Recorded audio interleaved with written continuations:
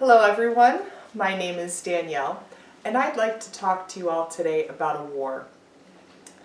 Not the war on drugs or the war on terror, but a hidden war, the war on chemicals.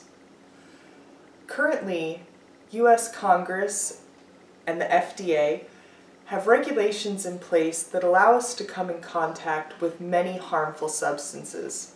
I became aware of this war when I started to question what I was putting myself in contact with.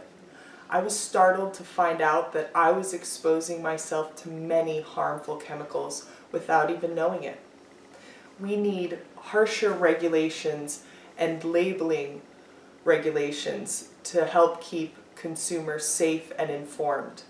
We need better alternatives to these toxic substances, and we need to look at other countries and what they are doing to help reduce their risks to chemical exposure. So first I'd like to discuss with you some of the common products we come in contact with that are potentially harmful. Here you see many common household goods and items that we come in contact with. Would you be surprised to know that each and every one of these contains a substance that has been deemed harmful in other countries but is allowed here? Well, until we have better regulations and labeling, we'll continue to be kept in the dark. But fortunately, there are many consumer research sites that provide you with information on what exactly is in the products that you come in contact with. EWG.org is a non-affiliated third-party research website that provides consumers with the information about what lurks in the products in their homes. After decades of exposure, links to health risks have been discovered. In 2008, a study by Philip Grandjean drew links between exposures from even childhood and in the womb that stemmed into long-lasting health effects. These effects include an increase of cancer, reproductive harms, chronic illnesses, allergies, and many other health conditions. We need to find some good solutions if we are ever going to help reduce our risks of chemical overexposure. Now, there are many safe alternatives to be found out there. A quick search on the web will lead you to many do-it-yourself and simple alternatives. Now, one such alternative is, let's say you need a lubricant like WD-40. Well, use some cooking spray.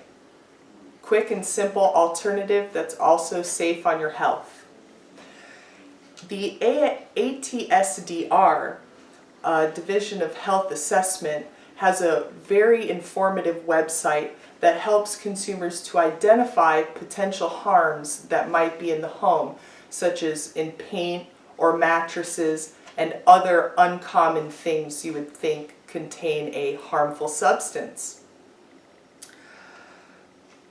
Using this information, you can help reduce your exposure. Now, let's take a look at what other countries are doing. Now, here in America, the FDA only classifies a drug as unsafe for human use or consumption after it's been proven that there is a risk to a person's health.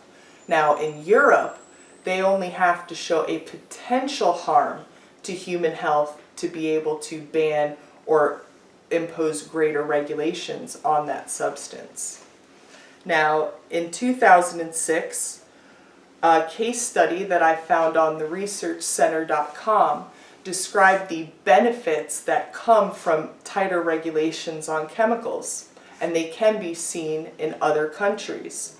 These benefits include lower costs of health care and reduced incidences of common health problems, and also stability for the economy because they don't have to spend as much in health care. really at the end of the day, they're only positives when you look at increasing the restrictions on chemicals. An ounce of prevention is worth a pound of cure. So let's help prevent any more harm and impose a reform on chemical regulations. Thank you very much. You guys can, yeah. Cool. Just sit off.